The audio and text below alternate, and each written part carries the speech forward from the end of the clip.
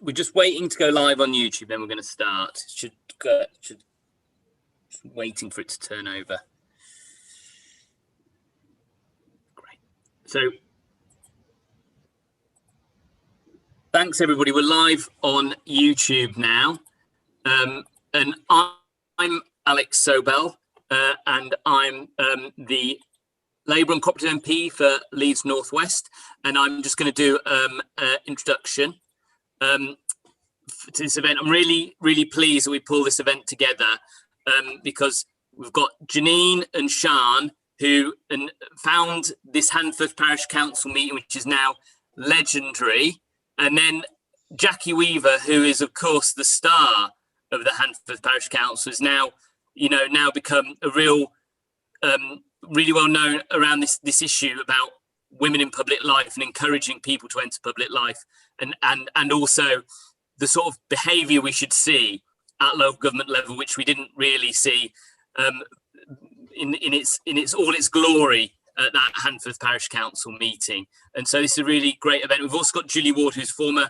MEP for the North West, who was very active on these matters in the European Parliament and is now herself standing for local government. So is returning to the form of the tier that Jackie's involved with, Cheshire Association for Local Councils. So without any further ado, I'm going to hand over to Abby, who's a membership officer of Open Labour, who's going to be chairing the event and introducing it. So thanks everybody for coming. And if you've got any questions, we'll take those later. But if you can start putting them in the chat as soon as you're ready, that'd be great to help Abby out. And I have to say that I'm the one with the authority tonight. So anybody misbehaves, I'll be booting them out. Okay, thank you very much for that introduction. Alex, as he said, my name is Abby Barinsky. I am one of Open Labour's membership officers and a mental health campaigner. I'm going to start this event by quickly handing my authority over to Janine and Sian, who are the viral teenagers behind the meme. I bet when you saw a parish council meeting go viral, you didn't think that two teenagers would have been the people that discovered that, but they were. So I'm really excited to have them on site. We're going to have a great discussion. So I'll go chronologically in order it got found. So we'll start with Sian, if he wants to just unmute and tell us a little bit about how he found this video and, how it all came about. Okay, without much further. Hi there, my name is Sian, and thank you to Abby and Alex with kicking off with this rather exciting meeting. So it all started in a little group chat I'm in with Janine and Abby and a few other people. And I saw this video pop up on YouTube because in my spare time, it sounds weird, I enjoy watching random council meetings, and thanks to lockdown, lots of councils have started posting onto YouTube and onto their respective council websites. And on that day, I found something quite exciting because I was about to watch Hyde District Council when I went onto YouTube and saw that a bloke called Stephen Morgan has posted the best bits of the Handforth Parish Council meeting. I was like, well, this is going to be exciting. So what I did is I watched it, got so many laughs out of it. I sent it to Janine in the group chat because none of this would have been possible without Stephen Morgan and Janine, because Stephen Morgan made that 18 minutes video. If it was the full 1.5 hour meeting, I wouldn't have sent it to Janine because I don't think she'd have been interested in a 1.5 hour meeting. So that 18-minute clip sent over into the group chat. Janine was the person who actually watched the video. She also found it funny, and with her skillful old powers, thought that the rest of Labour Twitter should see it. So yeah, she posted that little crazy clip from the longer 18-minute video. She tweeted it out, and we thought a few other people will just see it, but it went mad. And then you had the likes of Piers Morgan retweeting it. Then you had, I like Richard Osman and some great drag queens quote tweeting it, and it went mad, and we just sort of watched it go up trending in the group chat, and we laughed our socks off. I think it's incredible because I guess people for the first time, well, lots of young people especially, got to see sort of councils at play, and while we all got a laugh out of it, but also it's a really interesting insight into the world of toxicity and stuff in politics, as the other speakers will discuss further. But all I have to say is that if you work in local government, you are the best of us. You're helping people get their voices heard, and democracy is so important in this broken world, and you're helping to play a part in building better local regions and to build a better world. And something that since Jackie went viral, she's at the end of nearly every interview, she's promoted a little webinar on local councils, and she's tried to promote little things from the National Association of Local Councils to try to get young people involved. And at the end of the day, this is what really matters. I might be nerdy enough to spend dozens of hours watching random council meetings, and lots of people have sent me random council meetings. Lovely old Alex sent me an 8.5-hour council meeting from Leeds City Council on the Leeds Bradford Airport expansion, which I would like to thank him for, because I've been really interested in the airport expansion. All I'd say is Councillor Neil Walshaw is an absolute gem. Big up Neil Walshaw.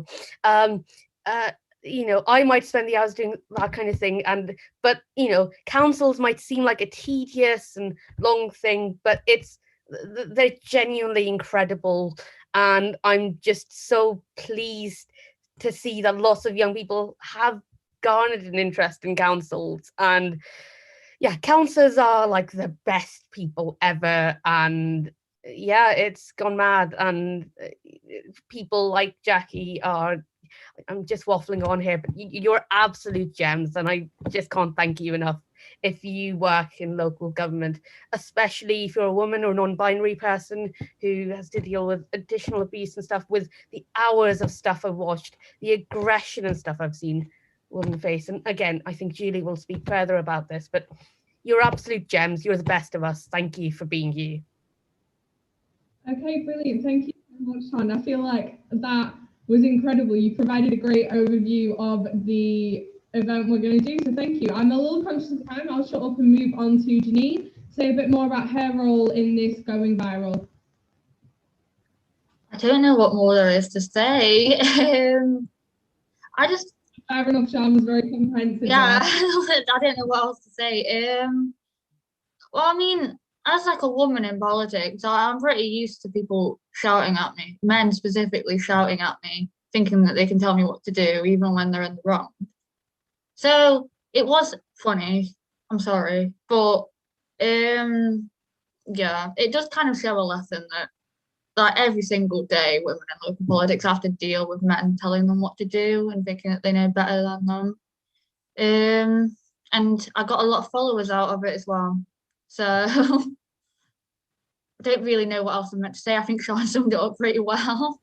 Yeah, that's great. Thank you so much, Janine. And I'm glad this helped boost your follower count, and that's a really important point. What I'm going to do is I'm going to give Julie a quick couple of minutes to introduce herself, and then we will move on to, arguably, because I don't want to downplay Sean, Janine and Julie, arguably the star of the show tonight, Miss Jackie Weaver herself. Okay, so Julie, if you just want to quickly introduce yourself, that would be great. Thank you.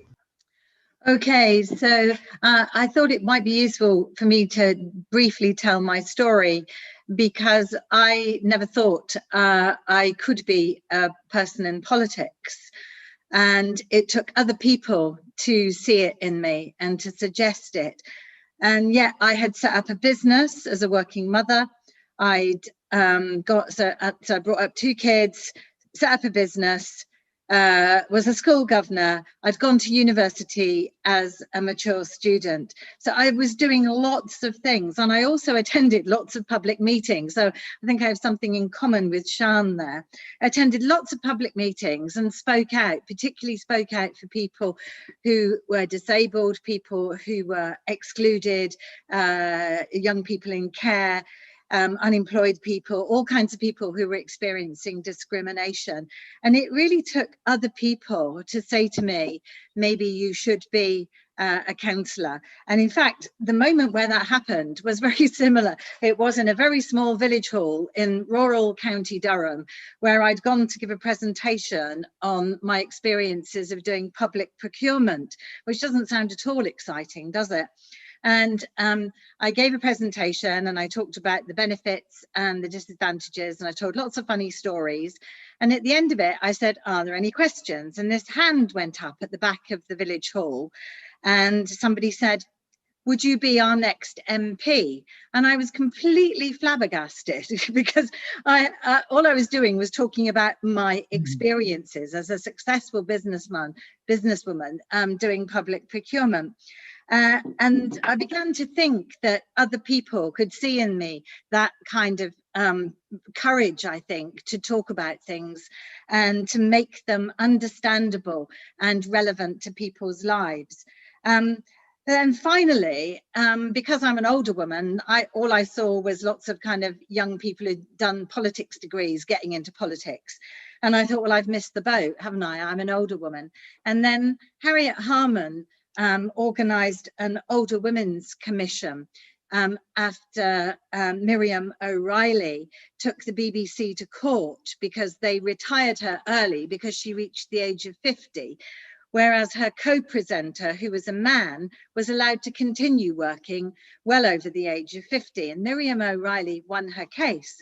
And Harriet Harman, as an older woman in politics, had this absolutely brilliant commission about older women in public life. And I went to that event. And that is also part of my story, that I realized because of the commission, and that we have lots and lots to offer, particularly if we've juggled all those things in our lives. And that's what politics is about. It's about ordinary life, and we need more people with diverse life experiences to come into it.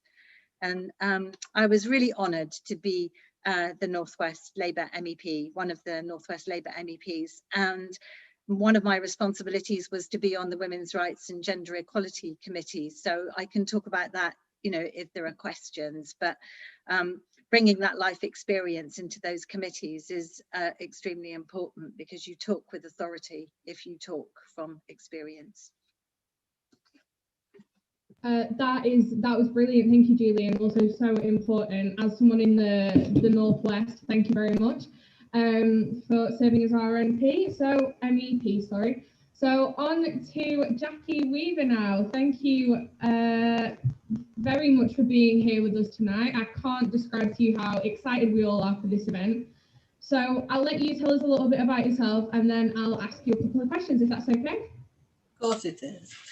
First of all, Janine, I'm really glad you got some new supporters. I did too. I didn't know I'd got any in the first place. I've certainly got one or two now. And also to Sian Ali, you are such an inspiration for young people. I mean, you sit in the background and you are very self-effacing, but actually you really are a very articulate young person. And what you have to say, people should listen to. Okay, yeah. I think everybody seems to have seen the video. And I guess for me, since then, one of the things that has struck me is I think that we have an awfully long way to go when it comes to communication. I, as a woman of, 63, it's not a secret, it has been in the papers,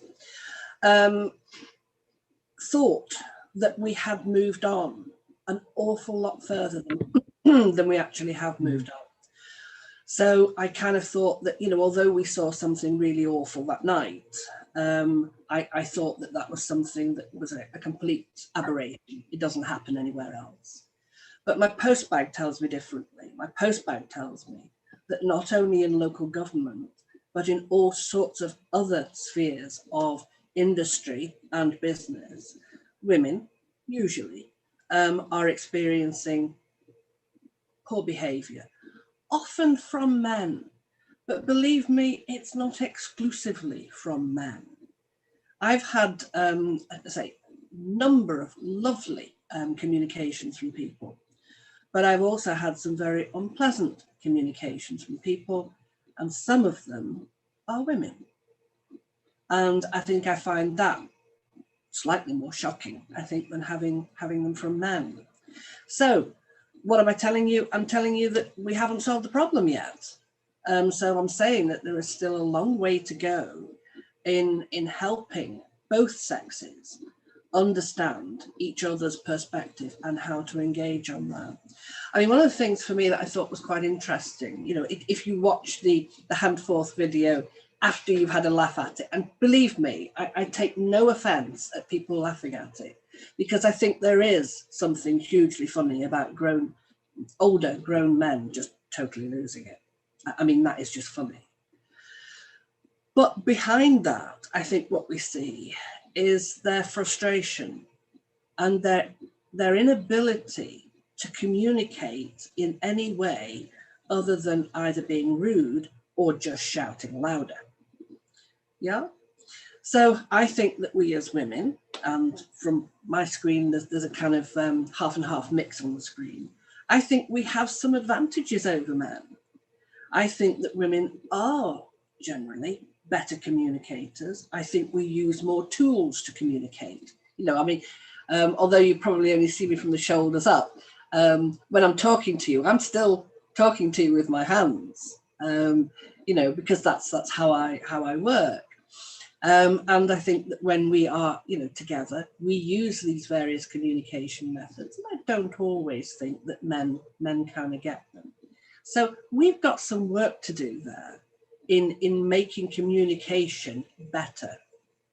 Now, I've spoken a bit there about men and women, but actually it isn't just about men and women. I mean, you know, if you sit through the lengthy meeting that Shanali mentioned, you know, I guess what you'll see there is the mechanism for controlling it is, dare I say the words, standing orders. And what you see in formal council meetings is that, you know, that they really enforce those standing orders. So they have a very formal way of engaging with each other, so that you can instantly see when somebody stepped out of line.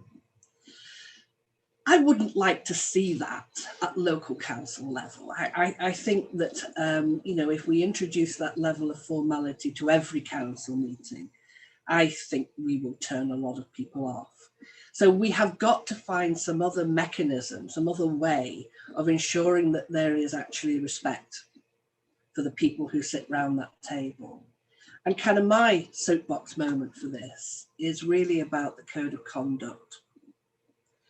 So we've had a code of conduct for many years now. The latest rendition of it was the Localism Act 2011. And it goes through all the tiers of local government. And it's, as a document, although it's being revised this year, it is certainly fit for purpose, in my opinion. You know, you might want to tinker with some of the words, but generally speaking, you know, I'm not going to argue about the words. But what is desperately missing are sanctions. Now, by sanctions, I don't mean public flogging. Honestly, I don't. But I think what we do need is something that shows that not only do we abide by the code of conduct ourselves, but we are prepared to ensure that other people will. And only if we have some form of sanction can we really demonstrate our commitment to this. So I hope that, you know, you'll kind of join the swell of lobbying for the introduction of sanctions. Some people think that sanctions are draconian. You know, that actually the world should be led like donkeys with carrots.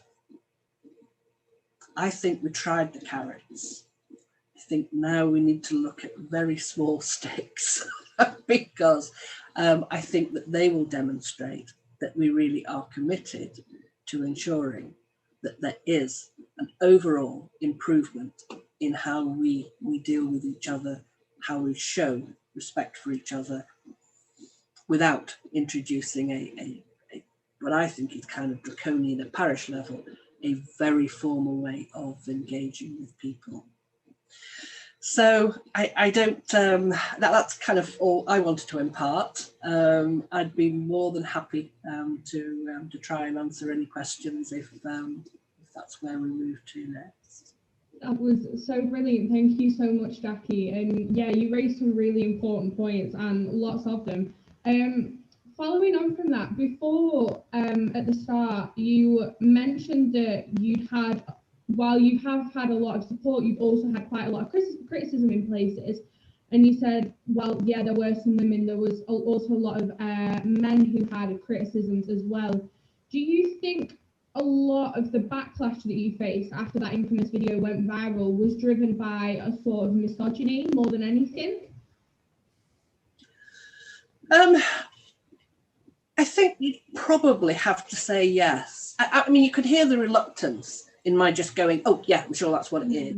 I'd prefer to think these things through and see if they're coming from some other place. But when you have kind of statements like, you made those men look stupid,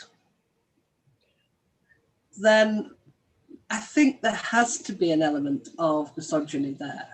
You know, I think, did I really make them look stupid, or did they actually manage that all by themselves?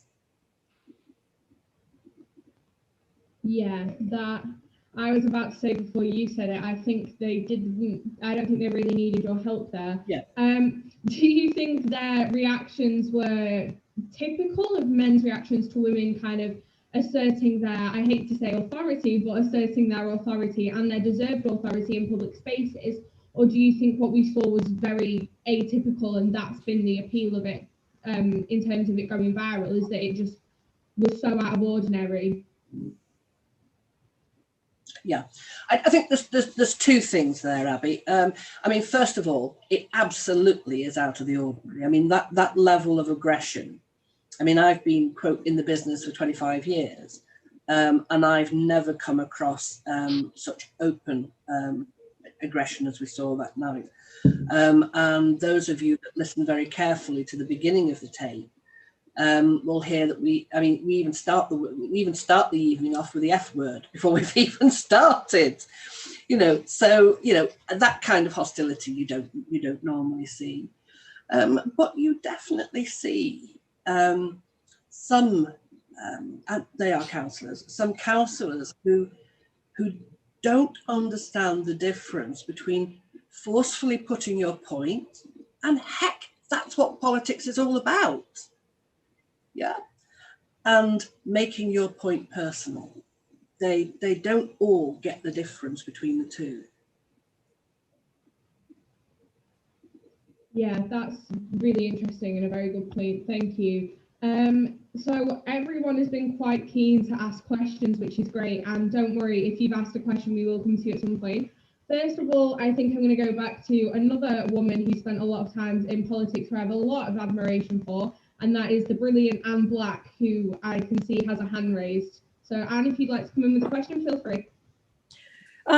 Yeah, hi. I spend rather too much of my time with the Labour Party. What I wanted to ask is, I mean, I agree about the need for sanctions for codes of conduct, but what do you do when the chair is part of the problem? And so you have a meeting which is kind of going off the rails, and the chair, who is supposed to make sure everyone abides by the code of conduct, is actually ignoring it themselves and encouraging people who don't abide by it?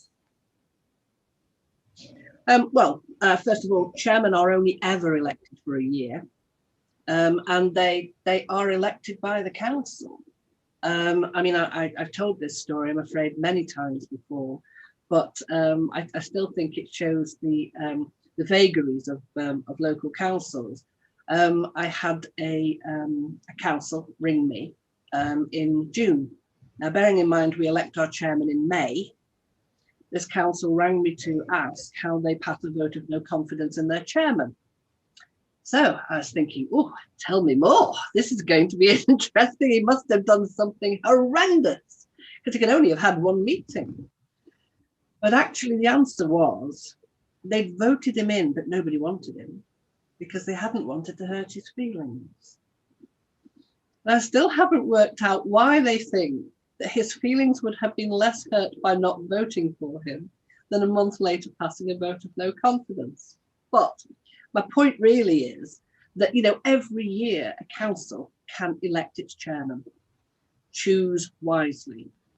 Now, after having got your chairman, the chairman is just as bound by the code of conduct as any other member of the council. So if we had some sanction available to us, then, I mean, what I would be hoping for is something like removing them from attending meetings for a period of 3 or 6 months. So that would kind of resolve the kind of issue that you were talking about, Anne. That's fascinating, thank you. I'm going to pass over and open this question out to some of our other panelists tonight. Julie Ward, as someone who spent a while in the European Parliament, I think you might have some fascinating experience to share with us here to answer that. Well, first of all, I just wanted to address the question of chairs, because I've been exposed to very different ways of doing things. And I think we ought to be looking at co-chairs. If we have co-chairs, if we always had co-chairs, a man and a woman, you know, then things might be very, very different. And the model that we could use is the model that the Kurdish mayors use in the southern part of Turkey, where I've done a lot of work with the HDP party, and they are a party of gender equality. And so they were standing for election in cities like Diyarbakir and other places like that. They stood as co-mayors, and it makes for a very different kind of meeting, actually. And I have been appointed, I was asked to be a chair of something called the Urban Economy Forum, which is a UN Habitat SDG 11 program coming out of the city of Toronto, actually, but you can do anything in these days of Zoom. And I insisted that I was a co-chair, not just a chair. I think that learning to work together is really, really important. So I want to, and I'd love us to see more of the mayors that are being elected here in the UK taking this kind of view. And in our own party, when we were looking for a new leader and a new deputy leader, Ian Murray actually raised the issue that if we had a man leader and then we had a man as deputy leader, something was going to be very, very wrong. You know, people look at the party, a party of gender equality, and just see 2 men at the top. And Ian Murray actually suggested at the hustings I attended that he would put forward the idea of 2 deputy leaders so that we could have a male and a female. Okay, that's great. Thank you, Julie. Just before I move on to our next question, Sean and Janine, if either of you two want to chip in here. I know Sean is someone who's watched a lot of meetings. Maybe you have something to say. Or Janine, as someone who I know attends many meetings in your role in Potteries Young Labour. Does Sean want to go first, or am I going? Oh no, Janine, go. We'll let the women speak first. Well, I'm lucky that in Potteries Young Labour, which I think some people will know, I don't know if everyone will, like a lot, the exec get along and there's not that much tension, but I'm in a marginal seat, so I'm in Stoke-on-Trent, and some seat I kind of avoid CLP meetings sometimes because they're quite I don't know if intense is the word, but you can kind of, people don't make an effort to even pretend to not be hostile to each other. And I think it's just a general problem in all political parties, but specifically the Labour Party.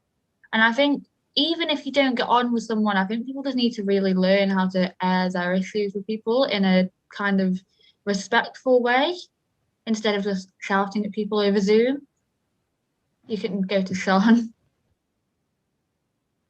Okay, great, thank you. No, that is really important. It's something Jackie talked about earlier about communication. Okay, so Sean, if you've got anything to chip in here, that's great. And then I'm going to let Alexa Collins ask the next question. After Sean. I think everyone else has put it better than me, well, than I could. But ultimately, I think another thing, you know, if you work together to call out the actions of the chair, sometimes people do this in a hostile way. But of course, if your chair is, you know, being quite bigoted or something like that, like I've seen at some meetings, like calling out homophobia and stuff, as I saw around a few months ago, you know, the chair, you know, there's no perfect way to handle this, and it's very different in different situations. Others have more experience than I do as of now, but I think, yeah, it's just so important to stand your ground, which is difficult in the heat of the moment, but calling out the bad action, you know, the bad behavior. And I've forgotten her name, but the woman who stood by Jackie in the council meeting, you know, standing in solidarity with, you know, the right person in that situation really does matter a lot, because if you stand up for what's right in that meeting, means you can, yeah, just if you see someone doing something wrong, I guess, call it out, I guess, and stand in solidarity with the person who's dealing with the bad behavior, I guess. But yeah, others have put it better than I have. Yeah, that's great. Thank you very much, Sean. Two themes we're really seeing emerge at the moment is communication and cooperation, which I think we could all definitely, especially right now, benefit a lot more from. So I've got Alexa Collins with her hand up ready to ask a question. So if you'd like to unmute yourself, thank you. Thanks a lot. Jackie, I'm one of your new followers. You're my absolute hero, and I'm a clerk. So I'm very aware of what you had to go through in that meeting. Typically, town and parish councils are not party political, but where I am from in the country, they do tend to be, and they tend to be both Tory dominated and male dominated. And the Conservatives actually have a strategy to put their members onto parish councils, whereas other parties don't pursue this as a strategy. So do you think there's a place for party politics on town and parish councils? And what do you think we can do to encourage more women to participate, given the scenes witnessed on your Zoom tend to happen or have been happening in parish halls around the country for years? They just haven't been witnessed because we didn't have Zoom. Yeah, I think, thank you for following me. I'll try and make sure that it's something worth following. Yeah, is there a place for party politics? My personal opinion is no. And the reason for that is because there are no safeguards in the legislation to support it. So whereas you'll know that at borough and county level, we have things like proportionality, etc. We don't have that at parish level in the legislation. So I think that makes it challenging. But I also think it's naive of me to say that, because irrespective of whether it's politics with a large P, there is politics in all parish councils. You look at a smaller council that isn't party political, and you'll find that they're divided over the village hall car park. Or there'll be some other grouping of people and some other grouping that's kind of wanting something different. So that sense of politics is always there, which is why I think they are a really good grounding for young people who perhaps eventually want to move into party politics, because it should be a kind of safer environment for testing that out. Is there something we can do to kind of improve the the space for young people of either sex to join. Well, I think I'm particularly interested in what Janine and Sean said. So, you know, it's around when you see bad behavior, call it out. It's about finding allies. It's also about developing a strategy for how you are going to deal with it. In my day job, I often have people say to me, how am I going to make the other people play better or play nicely?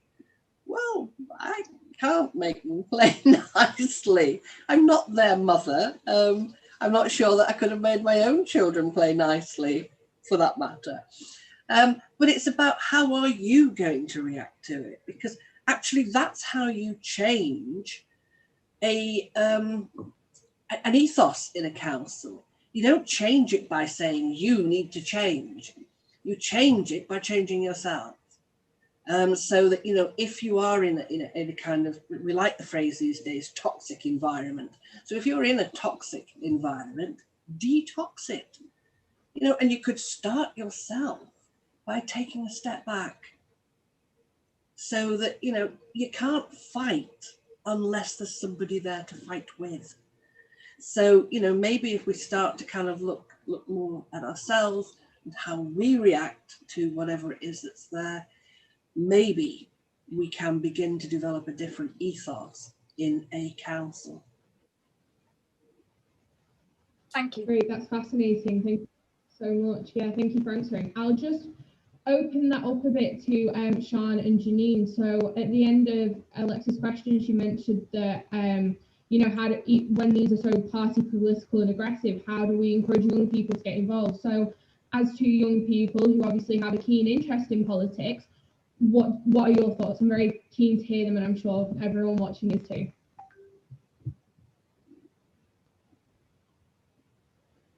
Janine, you're on mute. Lovely. Right.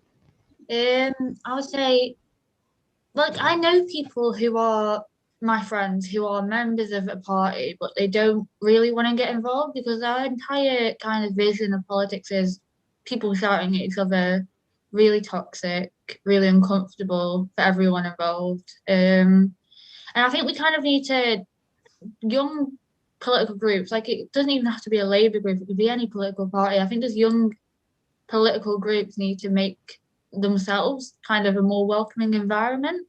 Because I have been a member of Labour since I was 14. I joined right after my 14th birthday, but I kind of avoided getting really involved until I'd say end of 2019, because I just kind of didn't want to get involved in what seemed like a really toxic atmosphere.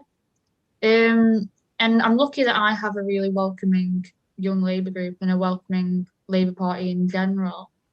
And I don't know if there's a cross-party group. I know there's a few think tanks that people get involved in, but my general message is like executive committees of young groups need to make a safe environment for people.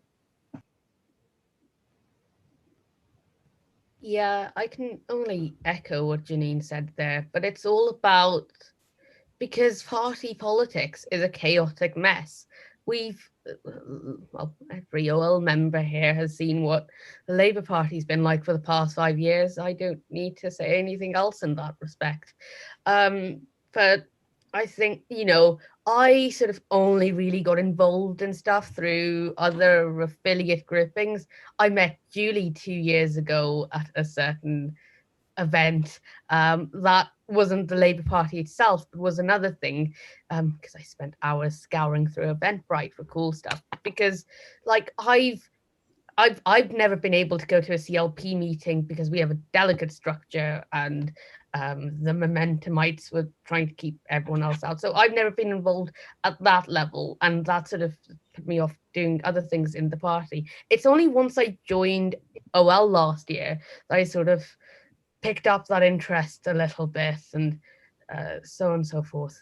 But I've sort of really, it's just, party politics is a toxic, chaotic mess, and sort of cross-party groupings, like Jackie mentions, that sort of gets young people involved because it's just so important that young people's voices are heard. And party politics sadly doesn't deliver on doing that, because it's a structure devised to win elections. It's not a structure sort of internally devised to get people's voices heard. Yeah, so yeah, we need other ways, things like, I guess, youth parliaments and youth councils work kind of well in that respect. I know lots of people in the area, young people who have got involved with them, but yeah, we need other things that aren't entirely party political. Yeah. Okay, great. Thank you so much. I know Julie wants to say a few words on this as well, as someone who's had a lifelong involvement in party politics. Well, I just wanted to talk a little bit about my experience in the European Parliament, because things are done in a very different way there. And I've never worked in, as an elected member in politics here in the UK. So I was only ever a European politician. But it's partly to do with the way that people are sitting. So in the European Parliament, people sit almost in a circle, whereas in Westminster, people are sitting in, it's two banks of people, largely grumpy old white men shouting at each other across an empty space. And of course, that really puts a lot of people off. And I'm also reflecting on the fact that whenever we started a speech in the European Parliament, the very first thing we would always say is, I would like to thank my colleagues for their good cooperation. And the basis upon which we were working, which was largely in committees, trying to come to common agreement about things, that is the way that we were working, and that fed right through into the plenary sessions, and everything in the European Parliament is live streamed, all the committees, all the plenaries. I should also say that we were mostly only ever given 1 minute to speak as well. So, you had to learn to be very succinct in what you were saying, no filibustering, which again is a really awful thing that puts a lot of people off. And there were rules of procedure. So when Jackie was talking earlier about, standing orders, rules of procedure and codes of behaviour are extremely important. It's very important to have people in the meetings who understand those, who've read the rule book and can quote it. I'd just like to name check Richard Corbett here, who was our last leader of the European Parliamentary Labour Party, who could quote any rule of procedure and call people out for bad behaviour in the chamber. Okay, great, thank you. So you've raised a really interesting point there about meetings being live streamed, and I have had a question sent to me by Liam O'Rourke, which I think would follow on really well from that I will open up to the panel. So Liam, if you'd like to unmute yourself, I think this is a really good time to take your question.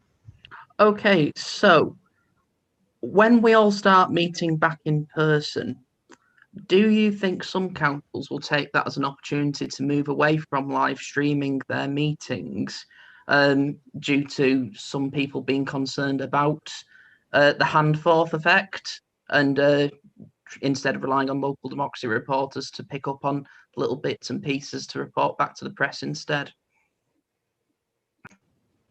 So that's open to whoever wants to jump in. I'll start with Jackie and then go to Julie, and then we'll see if Janine and Sean want to add anything. But thank you very much, Liam. Hi, Liam. No, I don't think it will have a negative effect. Pre-COVID, and blimey, we have to have long memories these days to remember pre-COVID. But pre-COVID, we were actually seeing more and more councils looking for other ways of engaging with their communities because people simply weren't coming to council meetings. And there was definitely a growing trend in, you call it live streaming, I think I know what that means. And I think that will continue. And I think there's also something for other councils about looking to it to be a mechanism for them raising standards both of behaviour, but also raising standards of debate and decision making. Because I think that often decisions are made by councillors on the basis of, I haven't actually read the papers, but, you know, Betty says it's okay, so I'll go for it. So, you know, councillors being kind of held to account for how they make their decisions is also part of basically raising the professionalism. So short answer, no, I think it will continue. Okay, great. Thank you, and that's really good to hear. Julie, you mentioned about European Parliament being live streamed. What do you think? Do you think this is something other councils should adopt? Yes, absolutely. And, you know, you mentioned when you introduced me that I'm standing to be a local councillor. And so I've made it my business to try and find out what councillors are already doing. And I watched a really fantastic scrutiny committee, I think it was, for the Health and Wellbeing Board, where I am now in County Durham. And I was hugely struck by the way that the official, the clerk, ran the meeting, and there were two brilliant Labour women councillors, Olwyn Gunn and Lucy Hovels, both speaking, and I felt very engaged in the whole meeting, and it made me feel enormous respect, actually, for everybody who participated in that meeting. And I think I understood so much more about the importance of scrutiny. And I think that if we want transparency in politics, and we want to rebuild trust between politicians and decision makers and the people, the demos, we absolutely have to make things as open and accessible as possible, you know, and that does mean using the internet, you know, IT technology in a good way. And that's important because there's a lot of bad things happen, you know, online. So let's make sure that this is going to be something good and is going to help to, you know, open things up really much more to scrutiny. Yeah, that's excellent. That's a great point. Thank you. And I think it's wonderful that you're standing to be a councillor and you're doing so much research into council meetings and everything. That's really brilliant. Definitely, every credit to you for that. Janine and Sean, especially Sean, as a council meeting enthusiast, what do you think? Do you think that people are going to be scared of the hand-foot effect, or will this actually encourage people to post meetings more? As an avid watcher, what's been the trend so far? I think, having like spoken to the local council and stuff as well, I think more do plan to. Jackie summed it up better than I could once again. But I think they've realised that there's been a lot more engagement in things. So as a disabled young person who spends a lot of time in hospital, like there's lots of internal Labour Party events and stuff that I can't attend in person. It's only through virtual events and through live streams and stuff that I've been able to watch stuff.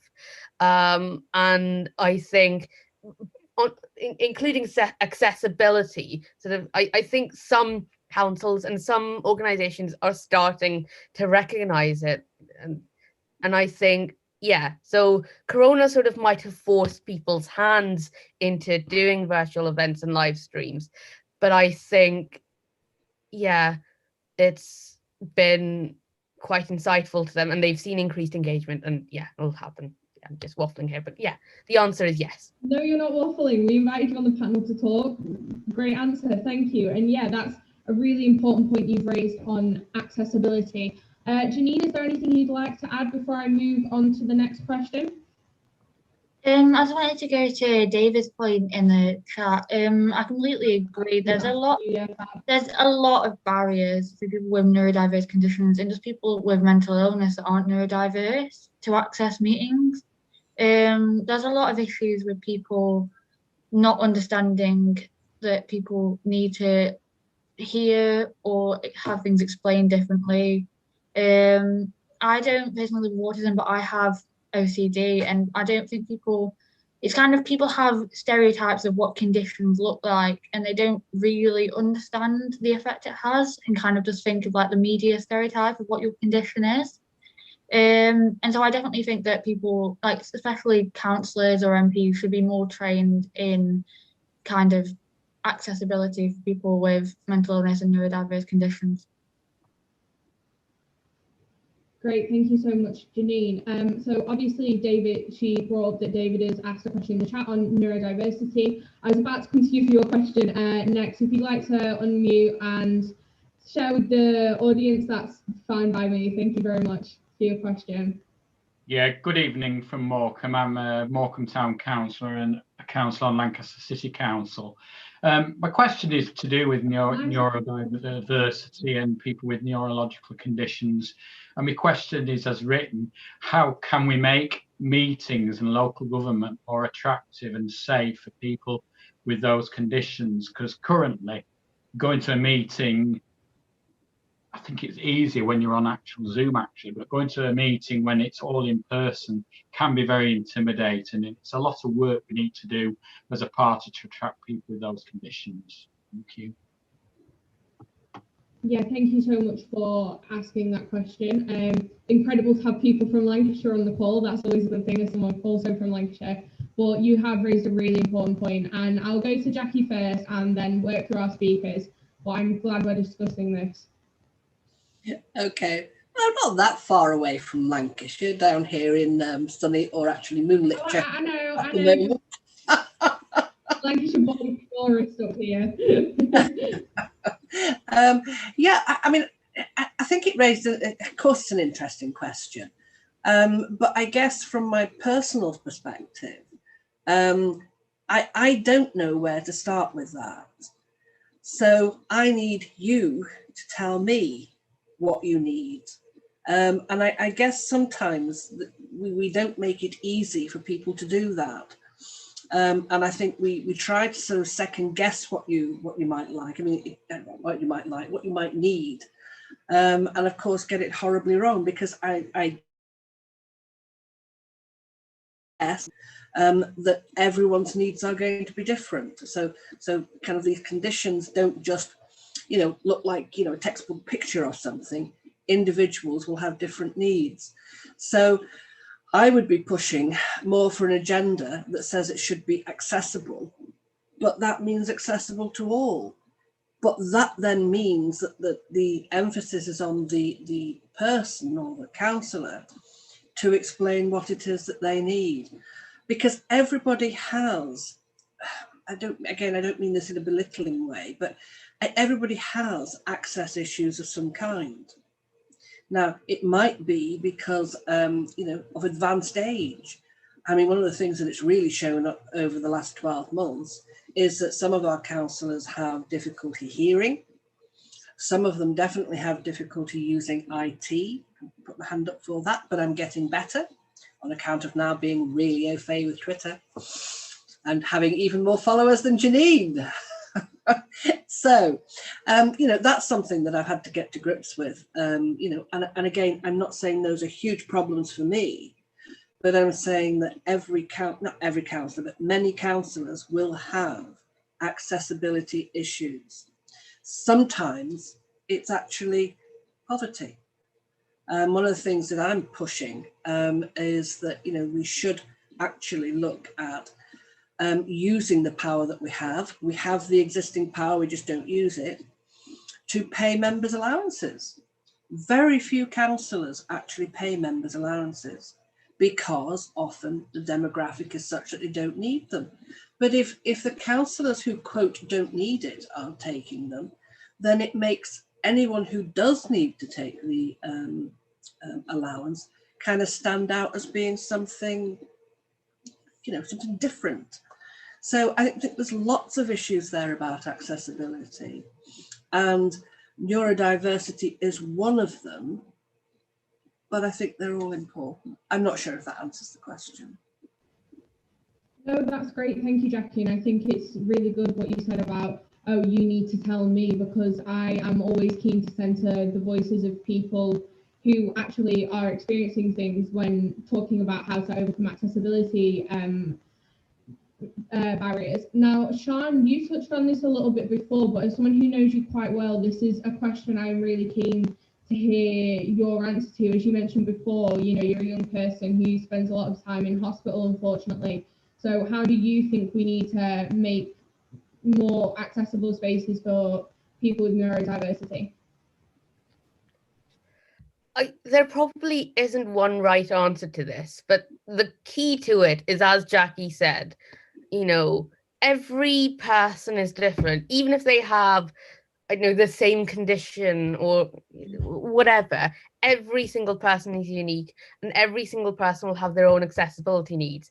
And the key to it is eventually just trying to find out what every person needs and trying the best you can to meet those accessibility needs. It's, I mean, I guess a simple one is just like physically accessible venues. That's for people with physical conditions, I guess. But that's, and then there isn't one right answer here because it's just so unique to everyone. I'm not entirely sure what I can say, but yeah, just finding out what people need and trying to meet those needs is the only way you can do that. And I think, sadly, of course, people think, oh, there's a uniform answer to everything, but there never is, because every single person is unique and their accessibility needs are unique. So I don't have a better answer than Jackie has, I guess, but just listening to what people need and trying to meet those needs. Yeah, that's excellent. Thank you. I say excellent a lot, but all the contributions tonight are excellent. This is a really great discussion we're having, and thank you very much. Janine, you made an effort to answer this question before, and when I've said your name, you've just looked quite panicked. So I'm going to go over to Julie now and see if there's anything you'd like to add. Well, I used to run a disability organisation, and what's really important is to involve people with lived experience. I think that's what Jackie was asking for. You know, it's people with lived experience of a variety of different ways of being that helps us to make all public life more accessible. And the more diverse our representatives are, and people, you know, in positions of power, the more diverse, the more successful we will be as a society. And David put something in the chat earlier on. I just want to say how lovely it is to see David here. We've campaigned together many times, and he's been a great supporter. But he put in the chat earlier on the importance of training. Now, when I became a school governor, I did governor training, and I did governor training about diversity and equality. I probably did it 20 years ago, and it had a profound effect on me. And I do not understand why anybody coming into public life isn't doing that. It should be mandatory. It should be absolutely mandatory that if you are involved in decision making about public spending, public affairs, public services, you are a representative. You will be better at your job if you've submitted to do some training. So I'd really like to see that happening.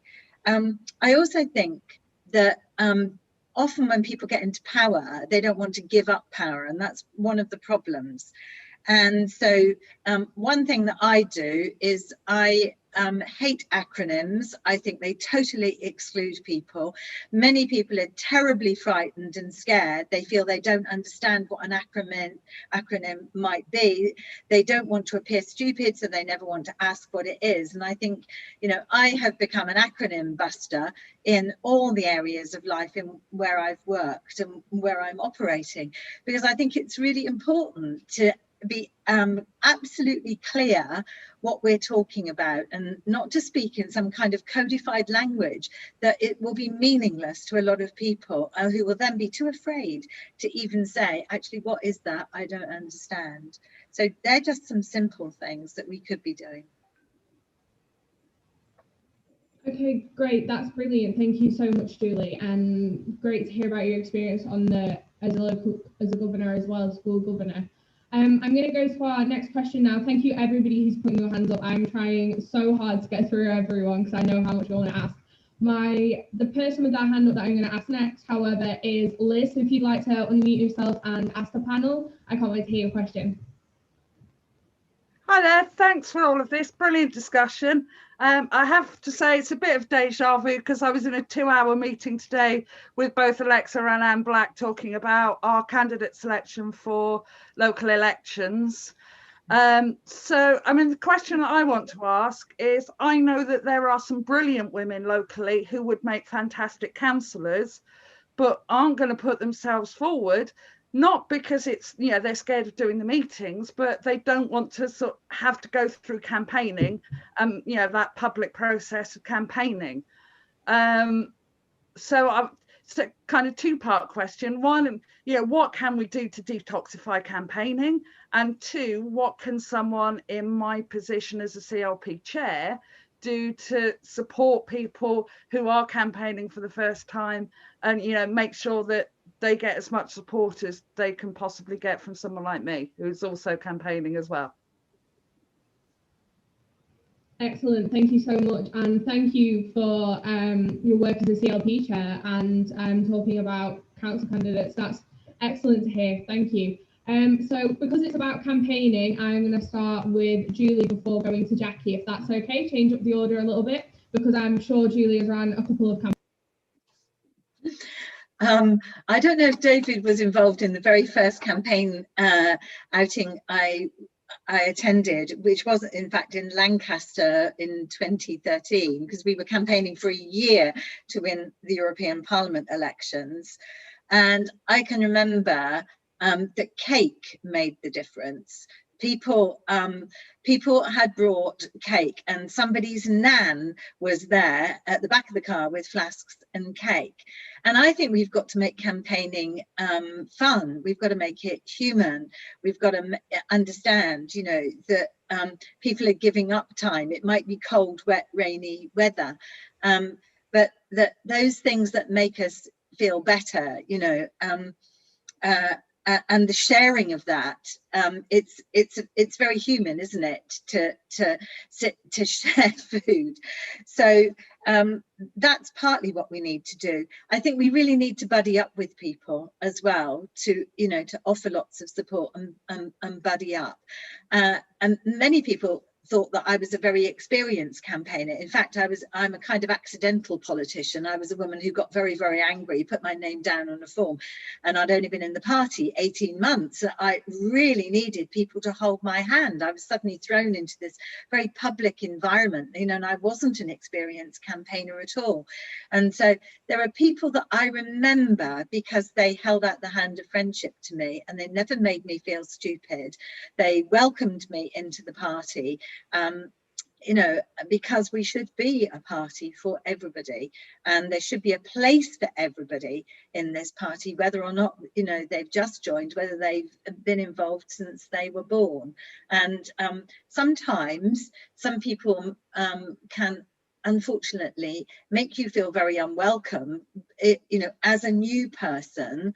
And I think that what we, you know, I really understand what you're saying, Liz, because there's some fantastic women that I've met that we absolutely need to have as councillors, because what they can offer is the experience of what it's been like on the front line, trying to, you know, make ends meet, hold down a job, homeschool your kids, you know, keep your elderly father safe. You know, I've been a carer in lockdown, and that experience makes me so it makes me so grateful, and wanting just to thank all the unpaid carers, you know, for everything that they've always done.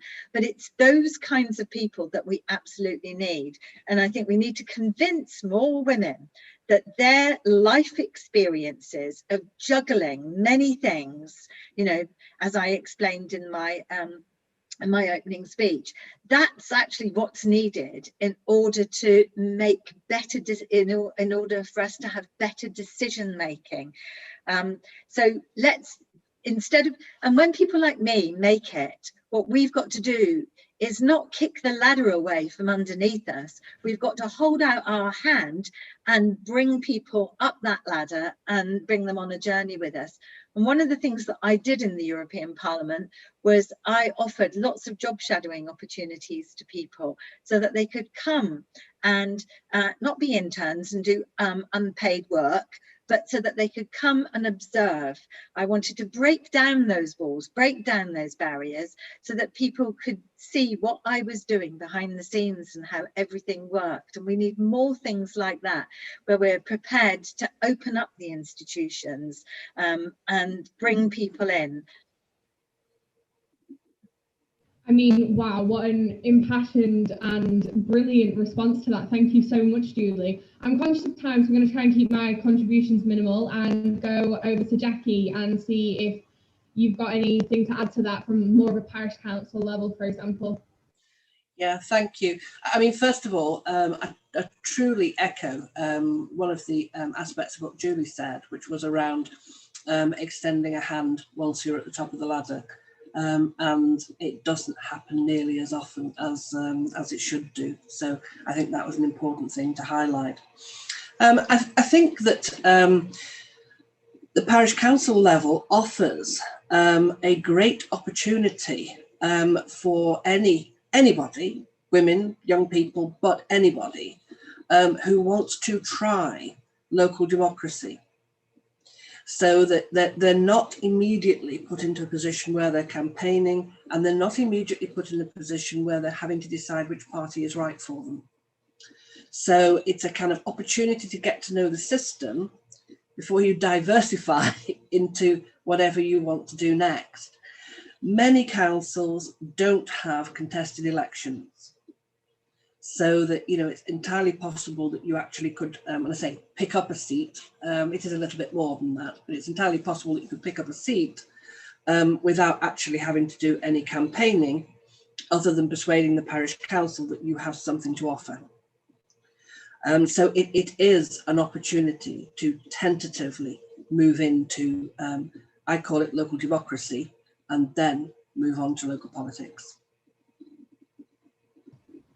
Excellent, thank you very much. I'm just going to go to another question now, because like I said, I'm aware there's loads of people who are wanting to ask questions. I'm quite conscious of time. So if Perai would like to unmute yourself and ask the panel, thank you. Thank you. Hi everyone. So I'm Perai Ahmet, and I'm a councillor in Haringey, actually the chair of the Overview and Scrutiny Committee. So just on the point of accessibility, I recently gave birth. I had a baby back in May, and had it not been for the ability to have meetings online, I most certainly wouldn't have been able to go on and become the chair of scrutiny. So it opened up a lot of possibilities for me. I mean, some would say bad, because 2 weeks after giving birth, you know, by C-section, I should add, I was at an AGM, you know, voting virtually. So you know, good and bad, but certainly for me, it enabled me to kind of continue participating in that process as well. And I guess that leads me on to my point, really. I mean, when we look at, well, I've been a councillor for 7 years now, and actually the group that we really struggle or have a distinct lack of on the council is women and younger women in their 20s and even 30s. I'm in my 40s, so I'm an older mother.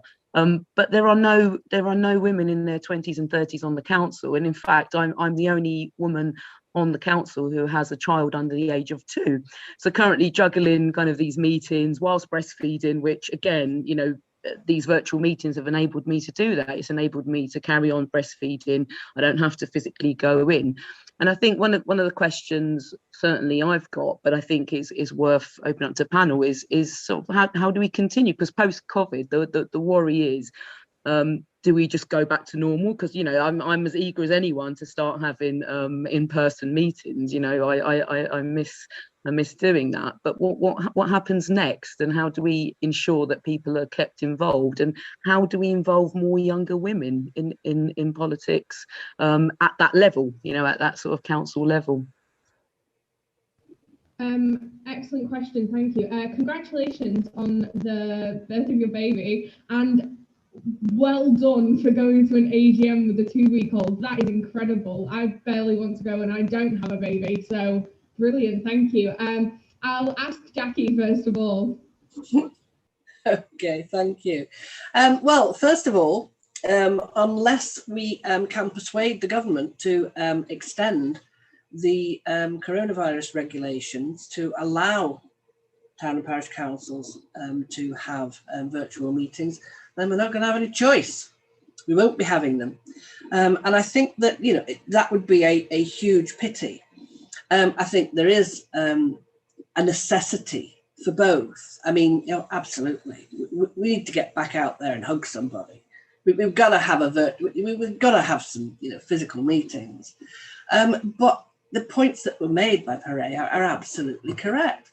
I mean, it means that, you know, someone who has caring commitments at whatever end is able to attend meetings. It means that if you are perhaps dipping your toe in the water and wanting to kind of access meetings, but you're kind of not, you know, you haven't built your confidence yet, it's much easier to, quote, break into a virtual meeting than it is to, you know, break into a physical meeting. So, you know, I could go on, you know, for ages, but I'm mindful of your time, Abby, about the benefits of holding virtual meetings. And I think there is an appetite for them. But first of all, we need to make sure we've got the authority to hold them. And at the moment, post the 7th of May, we may not. Okay, thank you for that very honest answer. I'll open it up to the panel, see if anyone else wants to have a crack at that question.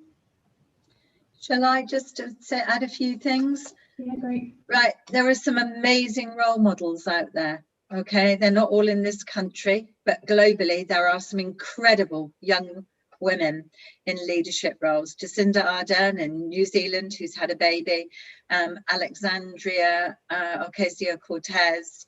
You know, there are some incredible, extraordinary young women doing politics right now, and they're shaking the foundations of things. And I just think that we've got to keep, bringing those people into the discussions that we have. We've got to be demonstrating the incredible good work that they're doing, the common sense that they're speaking, you know, highlighting them, profiling them. And we do have them here in the Labour Party. Nadia Whittome is our youngest MP at the minute. She was a care worker. You know, I know that she's been profiled quite recently in a sort of women's kind of celebrity kind of magazine, and actually her stories about, you know, the kind of misogyny and the unpleasantness that she's dealt with. It's quite, you know, it's difficult to read that kind of stuff, but we have to do this as a sisterhood, right? We've got to do it as a sisterhood, and we have to have the men and the boys supporting us. And so, you know, join Open Labour. If you're not in it, join it, right? Join, if you know, I'm a joiner, I've realised. I'm in loads of different things. And in the Fabian women, I think the Fabian women are absolutely fantastic. I always used to host Fabian women coming over to the European Parliament, and there are lots of younger women in Fabian women, and they're really, really great. So I think the thing to do is to, you know, find these groupings, find these sisterhoods. They're not all going to be in politics either. Some of them are going to be in interest groups. I'm currently working with lots of educators, trying to develop some new policy around the different sustainable development goals. I'm also working with lots of people in environment and culture, and I'm finding these kind of different areas where, you know, I'm happy being. And it's interesting how many people in those situations could also be councillors, whether it's parish, whether it's local council, and eventually maybe these people also should consider themselves, you know, as being future MPs. And Pere, I want to say that I think that you and I campaigned together as well. I remember being in your house. So it's really fantastic to be on this call and to be, you know, together with people that I haven't seen for a very long time. who are all doing amazing work. Great, thank you so much, Julie. I'm aiming for an 8:30 finish. So I've just got one more very quick question, which is for Jackie. This is from Omar Salem in the chat. He said, my question to Jackie, do you think that the parish council model is a good one, and should they be introduced in parts of the country that don't have them? So I will pass over to our parish council expert and star of the show, Jackie Weaver. Yes. Yes. Do you want more than that?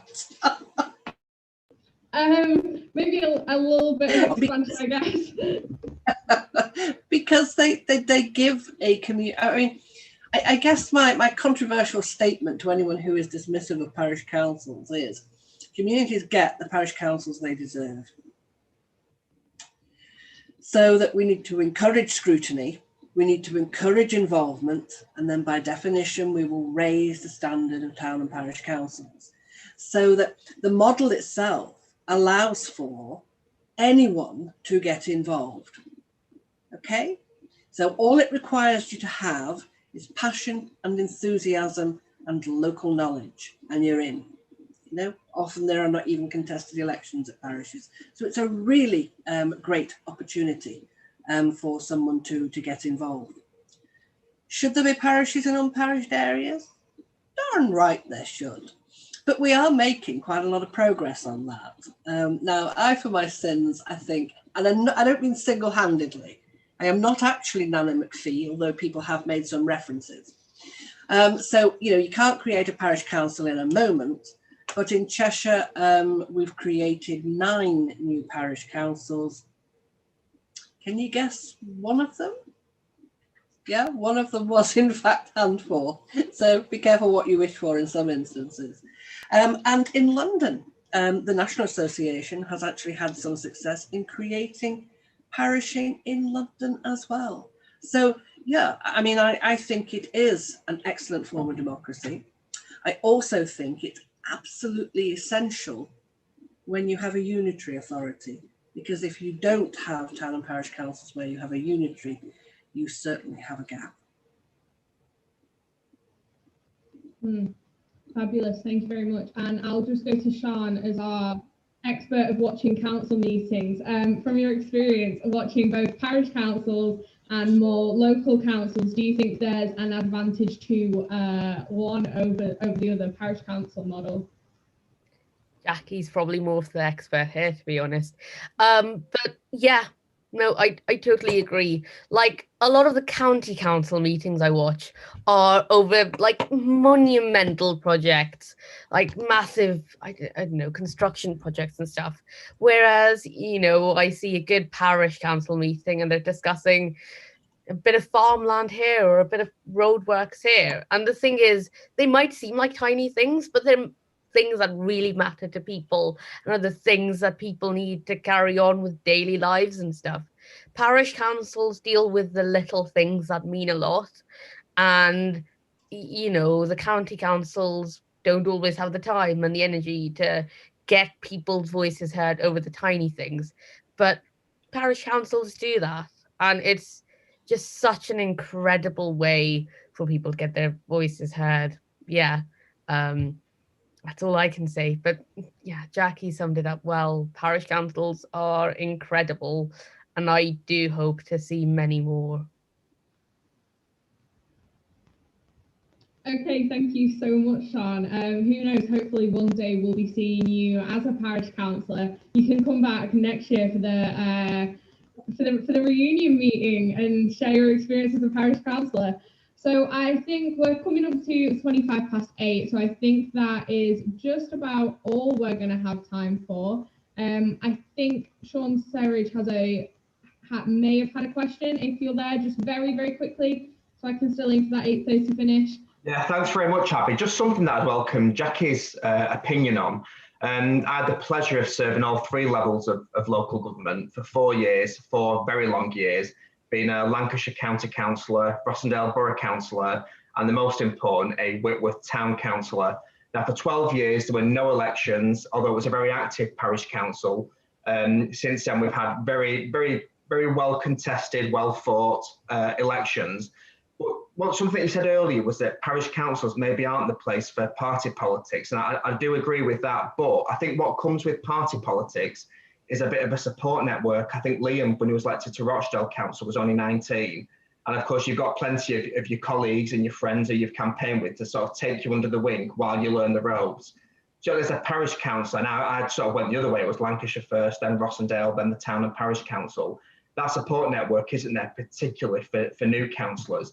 And I just wondered, what Jackie's thoughts are on how we sort of solve that, particularly for young people who we really do need to get involved in town and parish councils, because at the best, they are absolutely fantastic. And my little town was all the better for having its town council. Thank you, Sean. Thank you. Yeah, I mean... Hi, I hope you're doing great. Would you like to have your own beauty franchise? If yes, now it is the chance to do it. Enjoy. Voglio caffè, sai, così. Hi, Sean. Okay. I think your point is well made, but there is support out there. It's just not as obvious. I mean, some of the every county every shire county of old has a county association, and that is my day job. And through that day job, we provide support, guidance, training to local councils. And I hope what we provide is a friendly support for clerks and councillors, with any issues that they have coming forward. So the support is there, but it's perhaps, have we got some work to do in making sure that people know where it is? I think the bit that's missing for me is that it's difficult for us as county associations to reach prospective candidates. So that although when we're creating a new council, we can put in the effort to encourage local people and talk to local people about what's involved in being a local councillor, we struggle with capacity to do the same when it's an election period. So yeah, we are here, but you need to come and find us. Thank you. Excellent. Thank you so much, Jackie. And I think talk of support is a really nice note to end on. So thank you so much. I just want to thank Jackie Weaver for coming and speaking to us tonight. It's been excellent to talk to you. You are just as brilliant as we all thought you would be from watching the video that went viral. So thank you very much.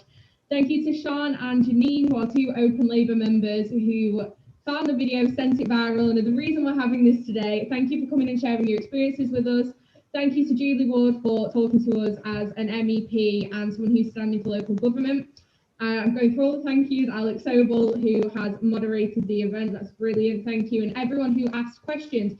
If you've enjoyed tonight's event, this has been hosted by Open Labour, who are a soft left grouping within the Labour Party. We would love to have you join us.